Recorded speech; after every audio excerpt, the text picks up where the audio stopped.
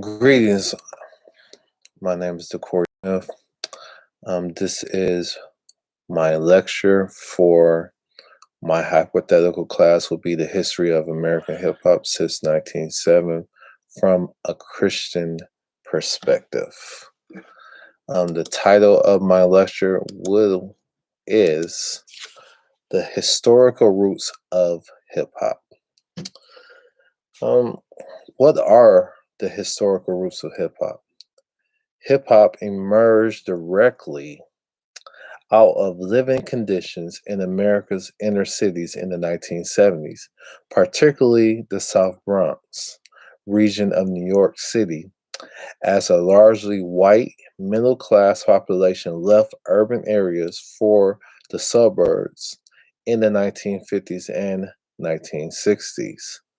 A phenomenon known as white flight produced segregation that impacted the communities such as the Bronx, which shifted rapidly. The Bronx, which is one of New York's 5 boroughs, became populated mainly by Black and Hispanics, including large immigrant population from the Caribbean nations, including Puerto Rico, the Dominican Republic, Jamaica, Barbados, and Trinidad, and others. This influx, this merging, also produced segregation because of misconceptions, racism, fears, profiling, and different social economical differences. So you have simultaneously with the white flight, you have this social and economical disruption that just raged across the South Bronx. And to compile this, construction on the Cross Bronx Expressway, which began in the post-war period and continued into the early 1970s, decimated several of minority neighborhoods in its path. City infrastructures were allowed to crumble in the wake of budget cuts. You had these budget cuts really impacted the less privileged parts of the city, and most directly. And then on top of the budget cuts you had, and on top of having the expressway, you had strikes organized by dissatisfied blue collar workers. And all this became such a big snowball effect that it really crippled this entire area. And amidst the higher crime and the rising poverty rates that came with urban decay, young people in the South Bronx made use of limited resources to create a cultural expression that encompassed not only music, but also dance, visual art, and fashion. Now, in music, Latin and Caribbean traditions met and mingled with the sounds of the 60s and the 70s. You had soul and disco and funk intertwining and fusing and becoming a different type of sound. And the venues for the immersion art form, which became better known as hip hop, these venues were typically public parks and community recreation centers. Um, Sheets of cardboard laid out on streets and sidewalks became dance floors, and brick walls became transformed into artist canvases.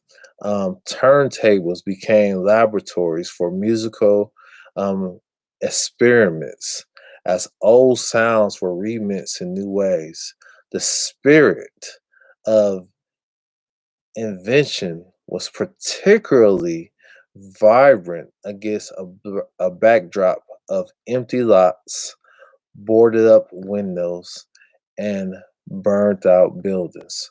So just envision and conceptualize the trauma, the poverty, the struggle that these young people knew in their daily lives, and yet they still were innovative. Um, the impact of this new form of segregation is something that we really don't concentrate on historically. It's much different than the impact of Jim Crow laws. But white flight in itself produced um, a type of society where we could take tax dollars, public funding, and fund the separation of races. So, in a world where poverty had eroded the infrastructure, it meant that very limited access to instruments and music education um, was provided.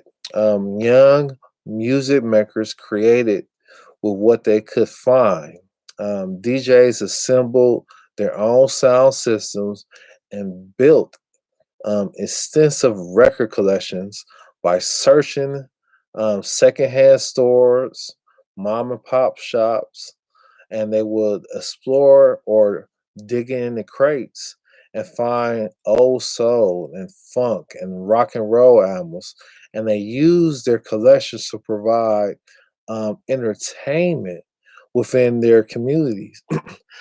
This also permitted them, excuse me, this also permitted them to learn how to sample and take from old school music and give that music a new purpose and a new direction and even a new sound. So these young music makers, these young people were not just trying to pull the wool over the heads of older generations, but they were living in their historical moment. Um, while early hip hop was often dance music, the genre also picked up where certain 70s soul left off. So, serving as a vehicle for social community, stylist MCs drew on a number of influences, including Jamaica, toasting, a style of lyrical chanting over a beat that was brought to New York by Caribbean immigrant. Um, the role of the MC or the rapper expanded over time. And while the raps themselves blended influences from a variety of marginalized populations, reflecting the circumstance and the circumstances uh, of a marginalizing urban system in America, the MC began to give a voice to the voiceless. And the MC, we have to understand, in the 70s, we had the Black Power movement. So now the MC began to feel comfortable utilizing material or slogans like "I'm black and I'm proud," "Black is beautiful," and now you sprinkle this type of um, disposition into a beat and a sampling, and now you have a redirection of that whole experience. So you had groups like Public Enemy who said, "Fight the power."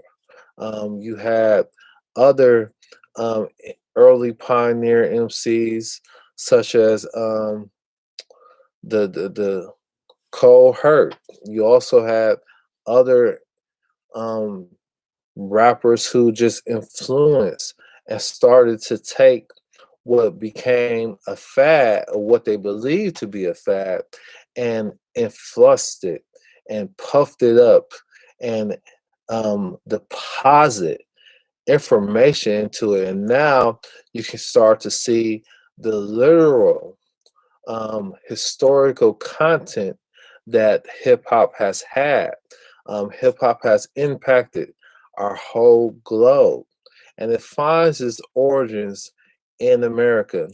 And one of the things that this segregation did, this white flight did, it allowed for these young people to voice their dissatisfaction with America. And then you started to hear these different anthems, these different slogans, these different stances that really showed that not only did these young people understand the despair that they lived in, but they were able to overcome it. In the midst of all um, this decay, this urban decay, they were able to bring another genre of music to the forefront. And this was a lifeline for many of the young people in this area. It allowed them to do something positively. I know that we have this misconception where we allow different voices and the powers that be to paint a negative picture of hip hop as a not just a music but as a culture. Um, but we have to understand that it comes from a place of trying to belong. It comes from a place of being deserted. It comes from a place of broken glass everywhere. Um, you can hear these different elements, and if you really study um, hip hop in America, you'll get to understand history in America because you cannot tell the history of America without going through the avenue of hip hop. Because hip hop, not only did they understand the language of the street and bring it into the corporate world and bring it into the suburbs, but they also understood how the powers that be marginalize them. And these notions, these roots that we find in hip hop are seen today. Um, we can see how early hip hop reflected the social and the economical conditions of America in America's intercities or its ghettos. We also can see how high crime rates at this time was did a major impact to the whole disposition of this historical period of time. You also can really see the connection between the artistic movement and the social and economical conditions in which white flight or segregation really birth this disconnect between two, not just generations of people, but different races and different backgrounds and different perspectives. You also can connect song lyrics to historical events.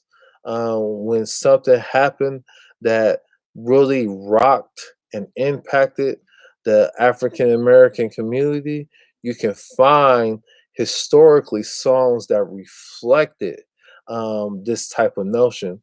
For instance, when Rodney King was beaten savagely, you will hear songs like "F the Police" because this watching on camera, the police brutalized a black man, and even today, we have the results of the Floyd case. So we can see historically how hip hop really began to be the narrative, or the narrator to history. Thank you very much.